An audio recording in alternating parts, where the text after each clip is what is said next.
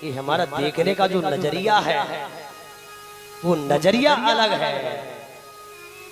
शिशुपाल जी ने किससे देखा था? द्वेष से भजा था कृष्ण को, उसको भी प्राप्त हुए। गोपियों ने प्रेम से भजा, उसको भी प्राप्त हुए।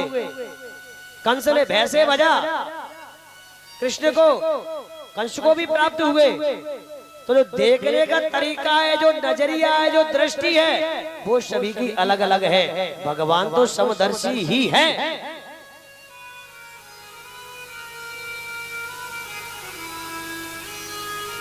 बात उस समय की है प्यारे, जब मेरे गोविंद ने बड़ा अवतार लेकर के तो हिरण्याक्ष का वध कर दिया था, कल्याण कर दिया था। जब अपने बड़े भाई का वध सुन करके, मृत्यु को सुन करके उनका छोटा भाई हिरण्यकशिपु